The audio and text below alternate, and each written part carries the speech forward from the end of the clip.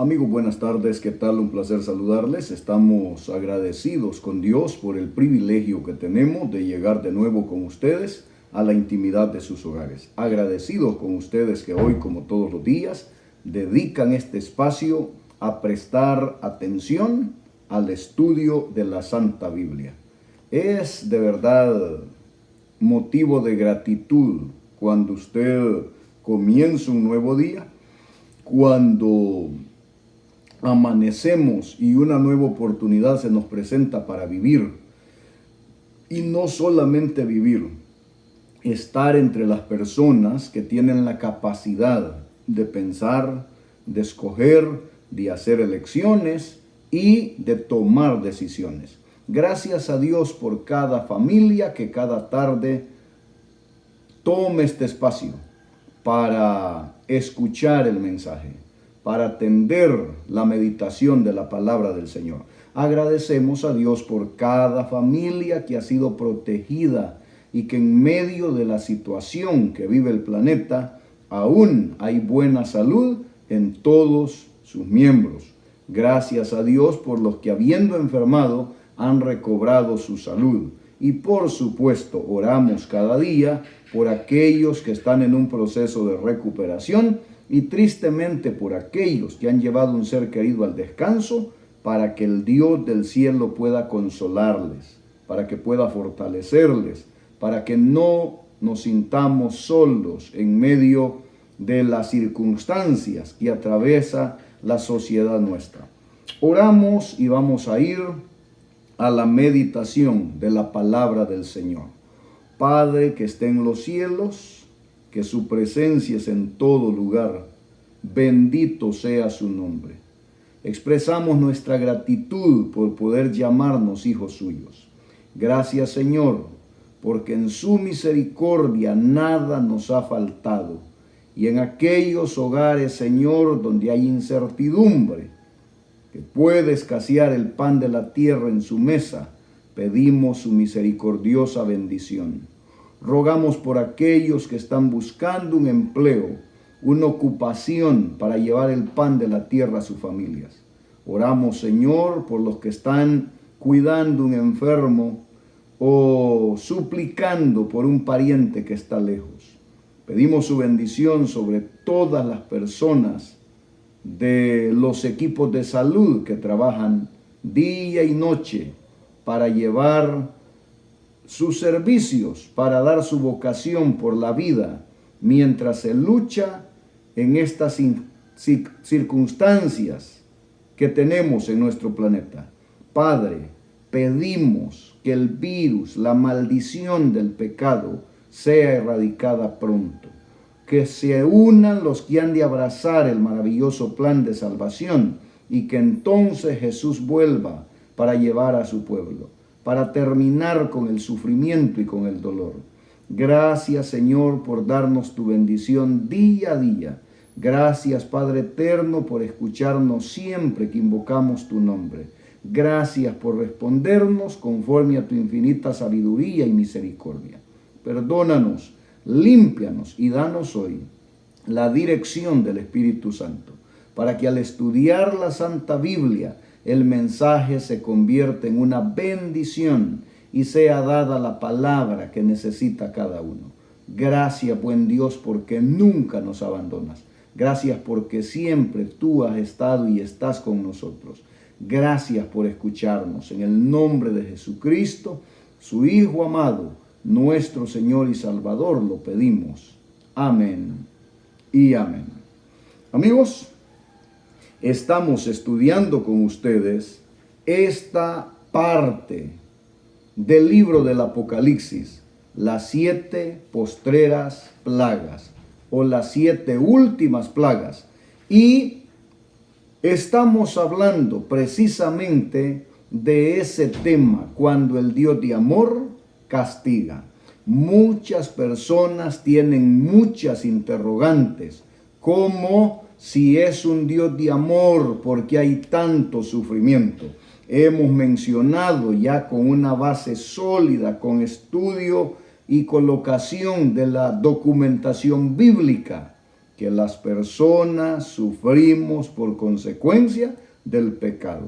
No es la voluntad de Dios, pero es la consecuencia de haber dejado en aquel día la instrucción de Dios cuando Adán y Eva comieron del fruto prohibido. Y por supuesto, nosotros de haberle dado la espalda a nuestro Creador. Hay consecuencias terribles después de más de 6,000 años de pecado en este planeta. Sufren personas inocentes, pues en el planeta no hay nadie inocente.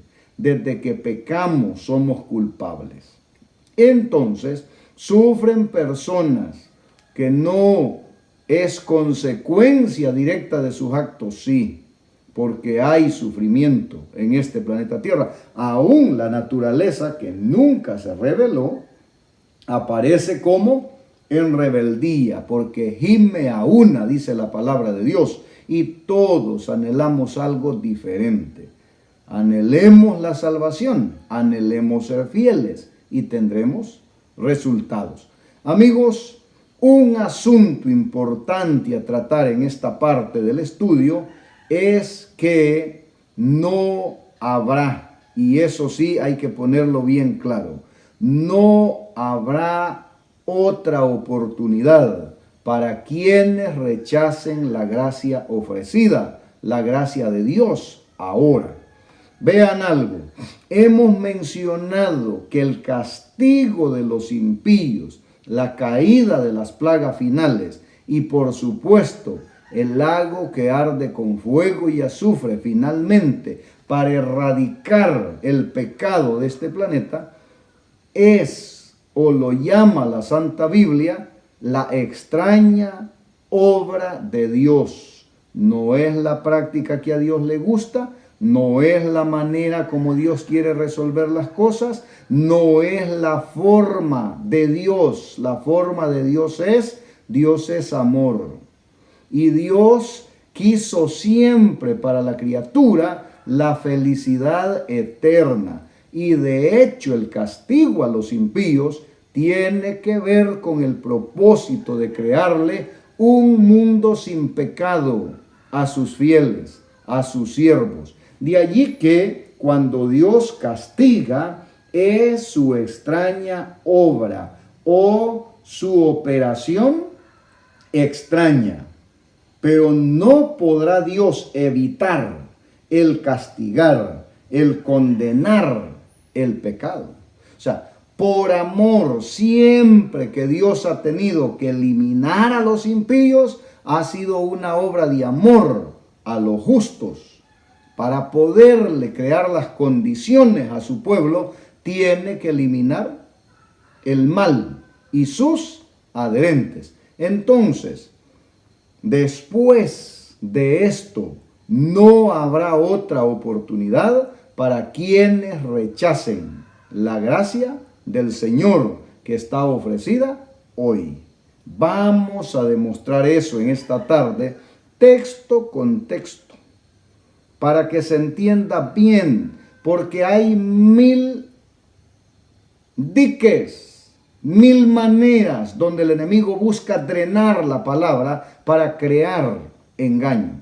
Personas que dicen, mire, como en el planeta nacen niños todos los días, Dios nunca va a poder meterle fuego y eliminarlo, porque entonces no sería un Dios de amor. Eso no es la verdad. Y hay otros cuantos como allá en el Edén. El diablo, en el disfraz de la serpiente, le dijo a Eva que comiera del fruto del árbol que estaba prohibido, que no iba a morir. Ese argumento lo ha predicado con sus instrumentos que tiene en esta tierra hasta hoy, haciendo creer que la gente que se muere se va al cielo, que la gente que se muere está en un lugar de tormento, pero de todas maneras que no se mueren. El asunto es sostener la mentira de una inmortalidad incondicional del alma. El alma es cada uno de nosotros mientras está en la vida. Y entonces quiero mostrar ahora algo más, porque también hay otro argumento en el ambiente, y es que Jesús va a venir, que se lleva a la iglesia, pero que luego hay otra oportunidad. ¿A dónde se cierra la oportunidad? Con perfecta claridad en la Santa Biblia. En la carta del apóstol Pablo, o el libro que el apóstol Pablo escribe a los hebreos, en el capítulo 9, el versículo 27 y 28, tiene bien establecido cómo funciona el plan de salvación y cuál es la oportunidad para la criatura caída en pecado, para usted y para mí. ¿Cómo funciona? Hebreos capítulo 9, versículo 27. Dice la declaración: y de la manera que está establecido para los hombres, que mueran una sola vez, y después de esto, el juicio. Ojo con esto. Aquí hay dos textos que los vamos a juntar y los vamos a entender y los vamos a disfrutar porque son bien claros. Dice el verso 28. Así también, Cristo fue ofrecido una sola vez para llevar los pecados de muchos, y aparecerá por segunda vez sin relación con el pecado para salvar a los que le esperan. Si ahora nosotros juntamos la declaración completa, vamos a entender con claridad que la oportunidad de las personas es mientras estamos en la vida, que después de la muerte no hay otra oportunidad, y que quien rechaza la gracia en este tiempo estará condenado, sea después de la muerte o sea después que se cierre la puerta de la gracia. Mire el texto completo. Y de la manera que esté establecido para los hombres, que mueran una sola vez, y después de esto, el juicio. No hay nada después de la muerte que lo podamos llamar oportunidad de salvación. Esa trampa metida en el cristianismo, ese engaño, esa farsa del enemigo, viva como quiera, descuide su diario vivir, se puede morir pedaciado en una cantina, la familia le reza y lo mete al cielo. Eso no es lo que enseña la Santa Biblia. La Santa Biblia dice en otro lugar, allá en el libro de Eclesiastés, escrito por Salomón, dice esto: aún hay esperanza. Estoy citando Eclesiastés 9:4. Aún hay esperanza para todo el que está entre los vivos. ¿Dónde hay esperanza? Mientras hay vida. Porque vale más perro vivo que león muerto. El versículo siguiente dice: porque los que viven saben que han de morir, pero los muertos nada saben. Su memoria es puesta en olvido, su amor, su envidia fenecieron ya, y no tienen más parte en todo lo que se hace debajo del sol. Entonces, la oportunidad es ahora que se ofrece la gracia. De allí que el ser humano tiene una oportunidad específica para un tiempo específico, y desgraciadamente por nosotros que somos mortales, eso puede ser muy corto, porque usted y yo no somos dueños de la vida. Así que nuestra oportunidad, nuestra necesidad es para hoy, porque hoy vivimos. Es para el momento, porque nadie es dueño del mañana. No hay nada después de la muerte, y queda demostrado en la Santa Biblia que no hay nada de oportunidad después de la segunda venida de Jesús. De allí que con frecuencia menciono, hay dos trampas. La una es el rezo por los muertos y la otra es oportunidad de salvación después que el Señor Jesús se lleve a su iglesia. Porque cuando el Señor Jesús se lleve a su iglesia, este planeta queda como en el principio, desordenado, vacío y en tinieblas. Aquí no queda vida.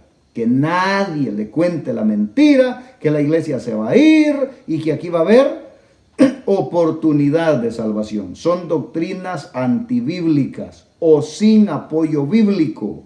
Son doctrinas inventadas en la cabeza del gran traidor. ¿Qué leímos y qué entendimos de Hebreos 9, 27 y 28?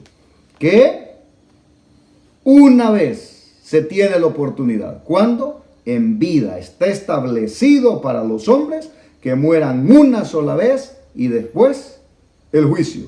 Y Cristo fue ofrecido también una sola vez por los pecados de muchos. Aparecerá por segunda vez, pero ya sin relación con el pecado, para salvar ¿a quién? A los que lo esperan. De manera que los que rechazaron la gracia no tienen ninguna parte. ¿Por qué? Porque rechazo la gracia, rechazo la bendita esperanza. ¿Y quiénes lo esperan? Los que abrigaron eso, la esperanza.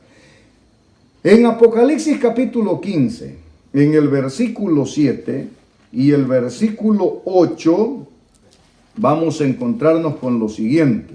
Apocalipsis capítulo 15, versículo 7 y versículo 8. Vea que esta declaración, si sabemos leer entre líneas, vamos a ver que la oportunidad tiene un límite, tiene un fin. Llega un momento que no hay más oportunidad.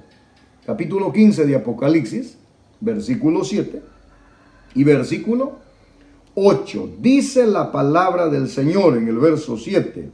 Y uno de los 4 seres vivientes dio a los 7 ángeles 7 copas de oro, llenas de la ira de Dios, que vive por los siglos de los siglos. El que vive por los siglos de los siglos es Dios.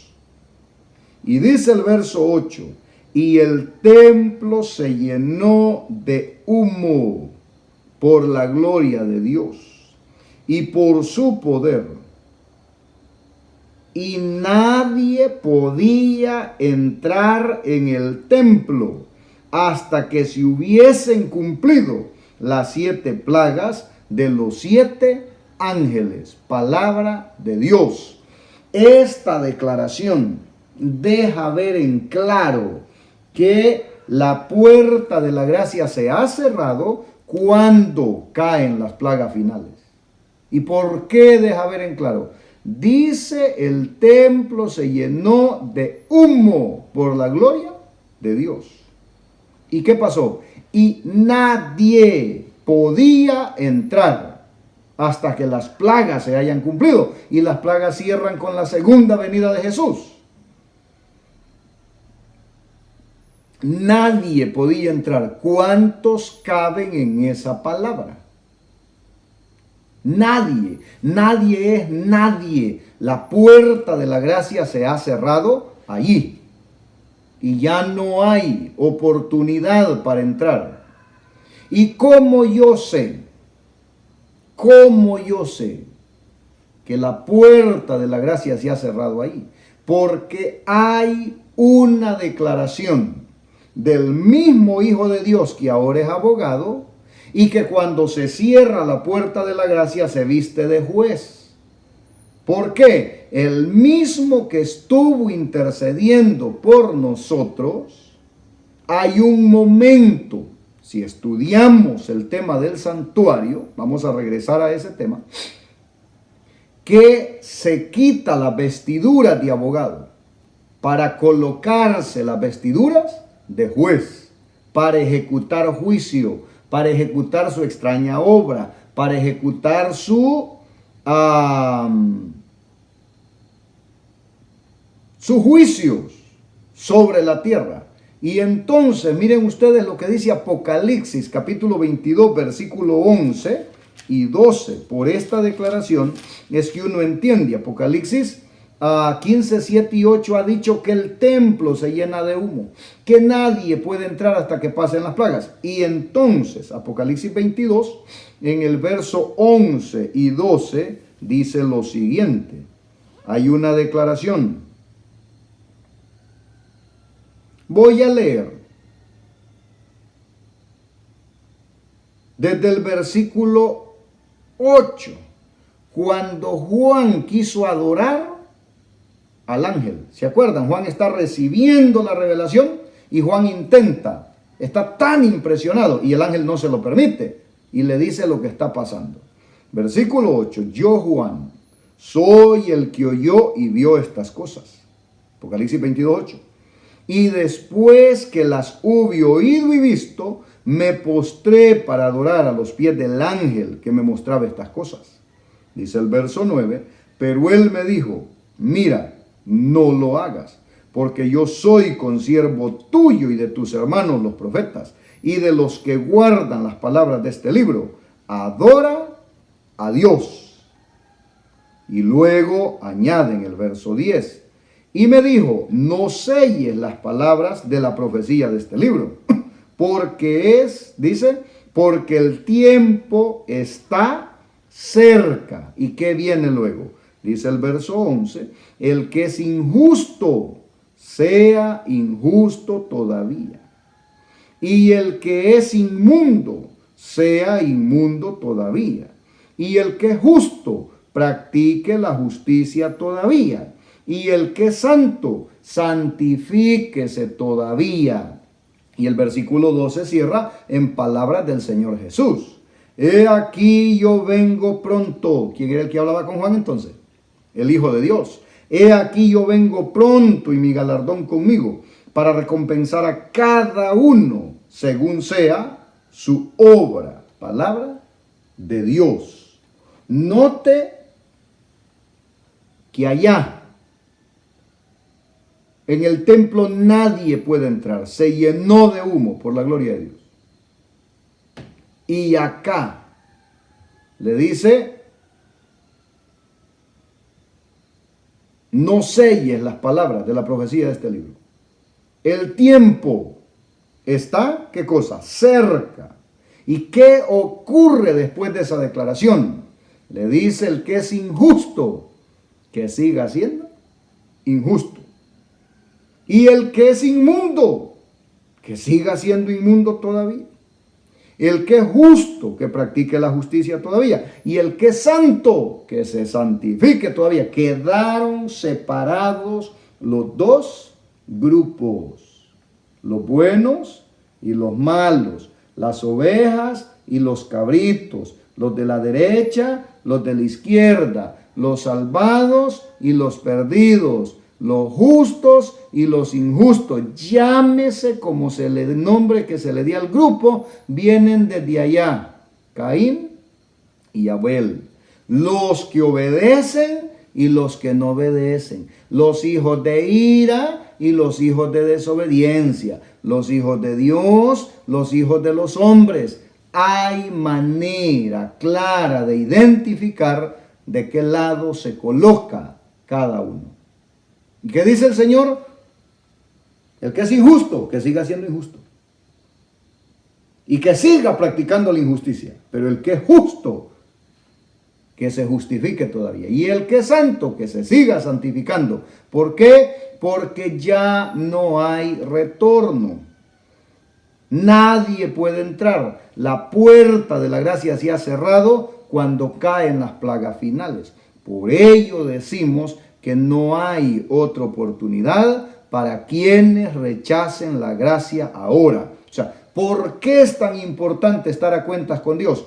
¿Por qué para nosotros es tan desesperada la necesidad de corregir nuestra vida y ponerla en armonía con la voluntad de Dios? Porque después de la muerte no hay oportunidad y somos tan frágiles que no sabemos si vamos a vivir al siguiente minuto.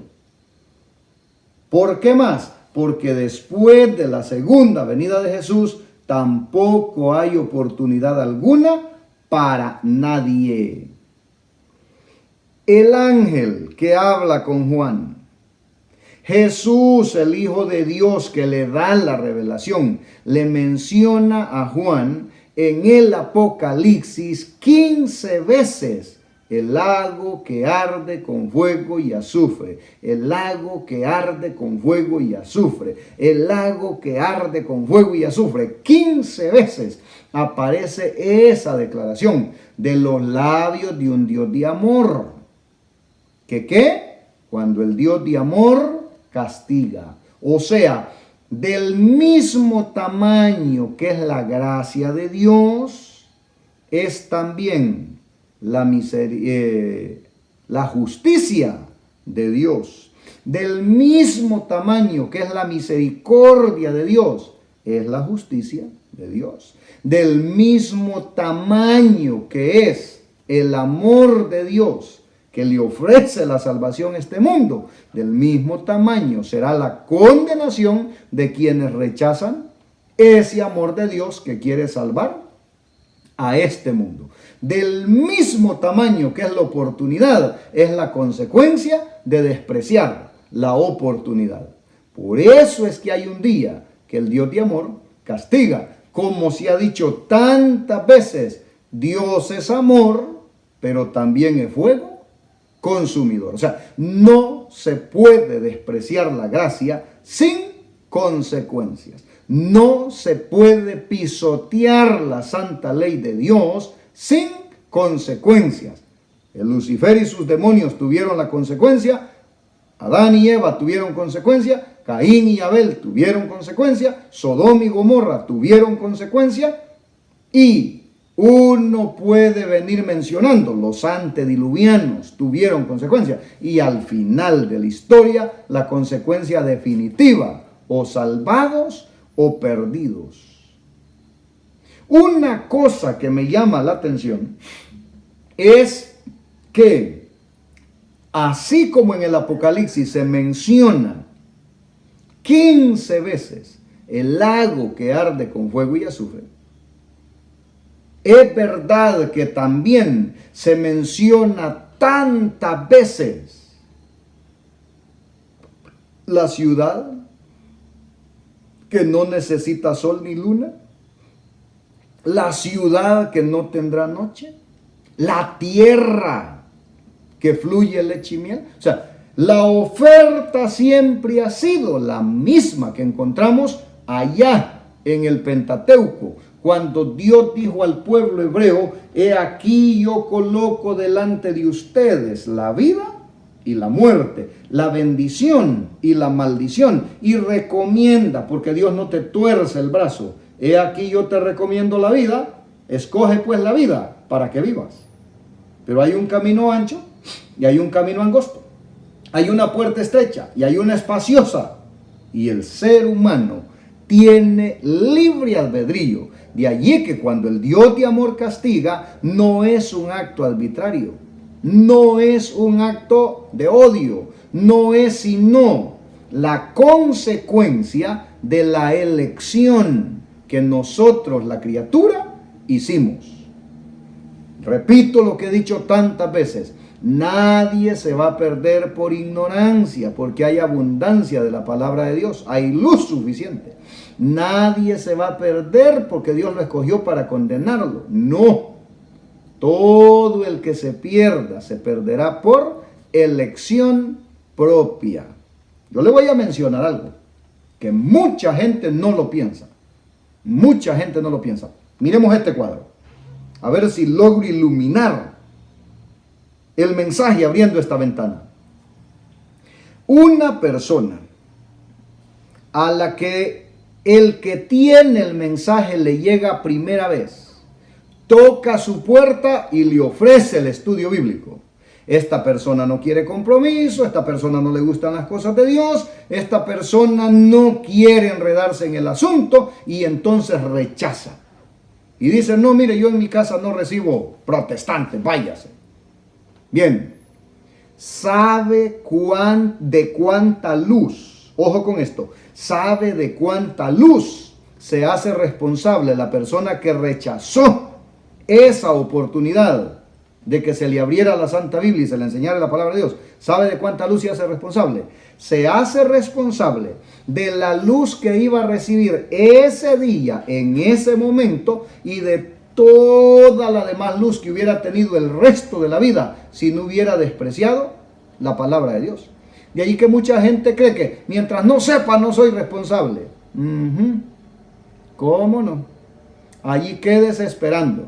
El que ha tenido una oportunidad y un contacto y ha cerrado la puerta, ha apagado la pantalla de la televisión, ha cancelado la oportunidad de tener conocimiento de la palabra de Dios, se hace responsable de toda la luz que hubiera entrado por esa sola ventana durante toda la vida. Por algo la Santa Biblia dice que es una espada de dos filos. La espada de dos filos corta cuando va y corta cuando viene. Y dice que esa palabra de Dios, que es una espada de dos filos, corta hasta penetrar el alma, hasta penetrar los tuétanos. ¿Y qué más? Y no regresa vacía. ¿Qué es eso de que la palabra de Dios no regresa vacía? No es que todo el que se le dé el mensaje se convierte y se va salvando. No. Cuando la declaración dice que corta como espada de dos filos, cuando la declaración dice que la palabra de Dios no regresa vacía, está diciendo la palabra de Dios siempre cumple su propósito. Si la recibimos nos transforma, si la recibimos nos cambia, si la recibimos nos convierte, si la recibimos nos hace hombres y mujeres diferentes, si la recibimos conoceréis la verdad y la verdad os hará libres. Si la recibimos, alcanzamos la salvación. Si la rechazamos, nos condena. Pero siempre corta para los dos lados, porque tuvimos oportunidad y la despreciamos. Muchas veces cuando tenemos una entrevista y finalmente la persona dice yo después, yo les aviso, yo más adelante, yo pienso que en otro momento no me siento listo, y se deshace de la oportunidad que le llegó. Decimos, no tomó la decisión. Claro que tomó la decisión de rechazar. Oh, cómo quisiera el Señor, cómo quisiéramos los predicadores, cómo quisiera la iglesia que cada persona a la que se le concede una oportunidad dijera, heme aquí, aquí estoy, como el apóstol Pablo, ¿qué quieres que yo haga, Señor? ¿Qué bien haré para ser salvo? Pero no todo el mundo responde de esa manera. Hay evasivas, hay gente que se esconde, hay gente que abiertamente rechaza. El cielo no se va a hacer responsable por la parte que nosotros no caminamos, no cedimos, no aportamos. Entonces, el Apocalipsis, Dios le menciona a Juan 15 veces el lago que arde con fuego y azufre, porque el tamaño de la condenación es del mismo tamaño de la gracia que se despreció. El castigo es del mismo tamaño del amor con que nos hubiera salvado. El apóstol Pedro, cuando escribe su segunda carta, en el capítulo 2, el versículo 9, tiene una declaración. Segunda carta del apóstol Pedro, capítulo 2, versículo 9, y dice la palabra del Señor lo siguiente: sabe el Señor librar de tentación a los piadosos y reservar a los injustos para ser castigados en el día del juicio. Aquí hay una declaración, si bien es cierto, bien clara, que nos da una información que borra todo un montón de engaños y teorías mentirosas que se le han enseñado a la gente. ¿Cuál? Esto: sabe el Señor librar de tentación a los piadosos. Recuerda lo que mencionamos en el mensaje anterior, que están protegidos los siervos de Dios, aún en los tiempos más difíciles. No dije que están exentos de prueba. Protegido es, llega la prueba, pero el Dios del cielo está con nosotros. Y dice la segunda parte del texto que también el Señor sabe, así como sabe librar de tentación a los piadosos, también Él sabe reservar a los injustos para el castigo en el día del juicio. Esto nos debe decir algo bien claro: hay un día del juicio. Esto es lo bonito de Dios. Aquí la Santa Biblia nos enseña que Dios no es injusto. Dios no agarra al que se va muriendo y le va metiendo fuego. Dios primero celebra un juicio. Y cuando ese juicio justo ha sido celebrado, por eso es que hay un abogado en el cielo. Por eso es que hay un tribunal de Dios en el cielo. Si no, no fuera necesario que nadie le meta la mentira que su pariente se está quemando en un horno de fuego ahora. No, Dios tiene una manera y un tiempo. Los muertos que están muertos hoy, tanto los muertos en Cristo como los enemigos de Cristo muertos, simplemente están durmiendo. Mire lo que dice Mateo 13, 40 al 42. Mateo capítulo 13, versículo 40 al 42. Dice la palabra de Dios: de manera que como se arranca la cizaña y se quema en el fuego, así será en el fin de este mundo. ¿Cuándo? En el fin de este mundo, no ahora, no el que se va muriendo. ¿Qué va a pasar en el fin de este mundo? Enviará el Hijo del Hombre a sus ángeles y recogerán de su reino a todos los que sirven de tropiezo y a los que hacen iniquidad, y los echarán en el horno de fuego. Allí será el lloro y el crujir de dientes. ¿Quedó claro cuándo es que el Señor le mete fuego a los impíos? Al fin de este mundo. Otra versión dice al fin de este siglo. Manda a sus ángeles, recoge de este reino a todos los que sirven de tropiezo.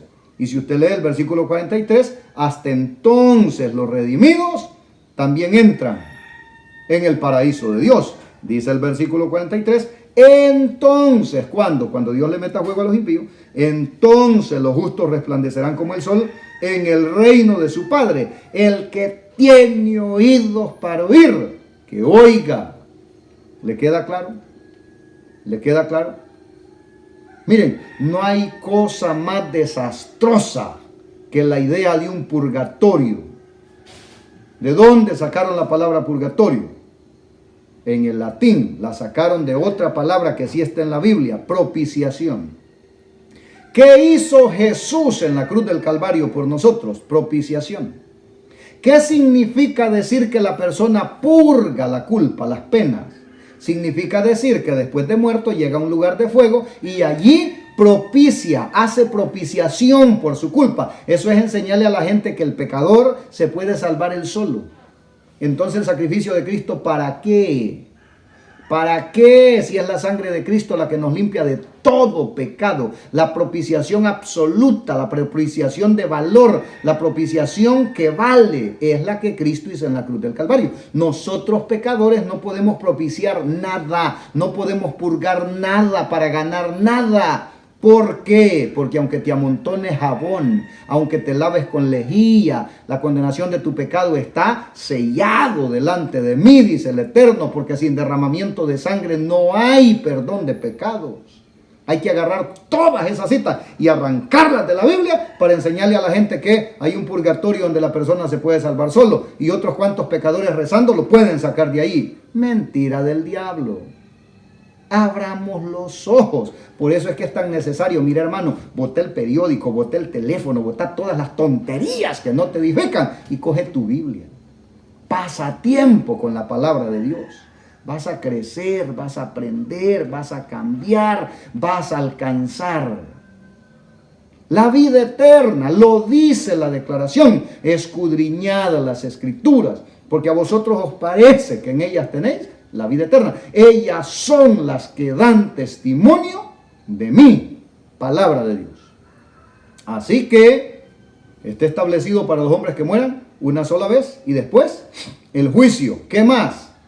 El que es injusto sea injusto y el que es justo practique la justicia. El que es santo santifíquese todavía. Sabe el Señor reservar a los que son justos y apartarlos de tentación, y también sabe reservar a los impíos para el día del juicio. Hay un día que el Señor manda a los ángeles, por eso es que se menciona el juicio siempre en la Santa Biblia, y recogen a los que sirven de tropiezo, los juntan como si arranca la cizaña y los manda al lago que arde con fuego y azufre, y allí será el lloro y el crujir de dientes. Entonces los justos resplandecen en el reino de su Padre. Y el que tiene oído para oír, que oiga que hay un día cuando Dios castiga con fuego y azufre y elimina a Satanás y sus adherentes, y por el otro lado le dé el paraíso a los justos, pero no el que se va muriendo, se yendo para algún lado y sigue vivo, porque eso elimina la segunda venida, eso elimina la resurrección, porque nadie se murió, eso elimina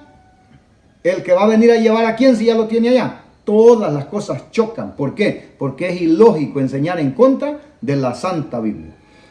Es claro cuándo es que cae el fuego. Bien claro es en la Santa Biblia. Si leemos Apocalipsis 20, versículo 9 y 10. Porque Apocalipsis 20 es el capítulo del milenio. Ese capítulo lo vamos a estudiar también. Apocalipsis capítulo 20, versículos 9 y 10. Dice la palabra de Dios lo siguiente. Después del milenio, ojo con esto, esta parte la vamos a explicar bien detallada. Jesús viene por segunda vez. Los redimidos son llevados al cielo. Los impíos quedan muertos sobre la tierra como estiércol sobre la tierra, dice el profeta Isaías y Jeremías. Satanás queda encadenado por las circunstancias, no tiene a nadie a quien engañar. Eso lo voy a explicar versículo por versículo en otro tema. Y entonces los redimidos reinan con Cristo 1000 años. Y después de esos 1000 años desciende la Nueva Jerusalén y los impíos son quemados. Hasta entonces, pero hoy no se está quemando nadie. Sacate de la cabeza lo de purgatorio, con todo respeto, hermano y amigo, familia. La próxima vez que un pariente muere en su familia, no le pague rezos, no le pague misas, no lo va a sacar de ningún lado, ni lo va a meter en otro lado. Cuando hace novena, cuando hace última noche, cuando hace 40 noches, cuando hace cabo de año, cuando hace año, cuando celebra rezos. Con todo respeto digo esto, se van las gallinas, se ve el pan, se ve el café, se van los tamales, pero el muerto no se va para ningún lado porque no lo enseña la palabra de Dios. Mire cuándo es que le cae el fuego a los impíos. Apocalipsis 20. Leo desde el versículo 8. Versículo 7. Cuando los 1000 años se cumplan, Satanás será suelto de su prisión. ¿Por qué suelto de su prisión? Porque los impíos resucitan con la tercera venida de Jesús. Y dice el verso 8. Y saldrá a engañar a las naciones que están en los 4 ángulos de la tierra, a Gog y a Magog, a fin de reunirlos para la batalla, el número de los cuales, los impíos, el número de los cuales es como la arena del mar. ¿Qué hacen cuando resucitan después del milenio? Versículo 9. Y subieron sobre la anchura de la tierra y rodearon el campamento de los santos y la ciudad amada. Y de Dios descendió fuego del cielo y los consumió. ¿Cuándo cae el juicio de Dios? El juicio ejecutivo de Dios. ¿Cuándo se ejecuta lo del lago de fuego sobre los impíos? Después de 1000 años, después de la segunda venida de Jesús, después del milenio. Versículo 10. Y el diablo que los engañaba fue lanzado en el lago de fuego y azufre, donde estaban la bestia y el falso profeta, y serán atormentados día y noche por los siglos de los siglos. Y esto también tiene una explicación. Si dura por los siglos de los siglos los impíos quemándose, o lo que es duración de siglos por los siglos es el fuego, porque hay fuego y hay combustible y hay que hacer la separación de esos intereses. Pero este es otro tema que lo vamos a tratar en su momento. Entonces, ¿cuándo es que cae fuego sobre los impíos? Después del milenio. No es ahora, no existe un purgatorio hoy. Alguien me salió contando una historia un día, de esas historias graciosas. Dice, mire, resulta que allá están haciendo un agujero. Y ya llevan como 25 kilómetros de agujero. Y dicen que hay una temperatura enorme. Se cree que están llegando al infierno. Y un arquitecto que estaba ahí, que no es teólogo, le dijo, ¿será semejante cabezón usted, amigo? Si los rusos tienen tremendos yacimientos de petróleo a menor distancia de eso y no los han podido perforar, ¿quién le dijo que hay gente perforando y llegando al infierno? No sea tonto. Pues se lo dijo bien. Porque si hubiera esa capacidad de perforación, no estarían buscando el infierno, sino el petróleo que les da dinero. No hay que dejarse contar historias de parque. Decía mi madre, historias de camino real.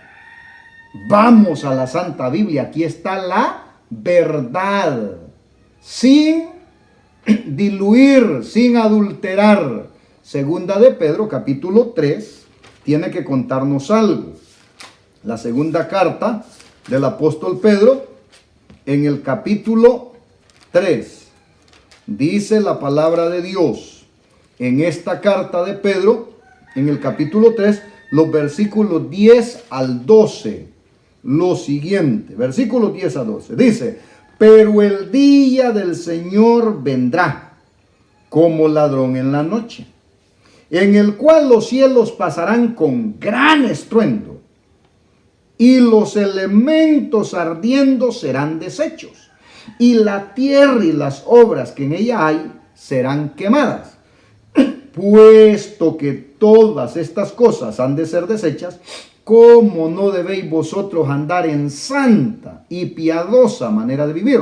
Versículo 12, esperando y apresurándoos para la venida del día de Dios,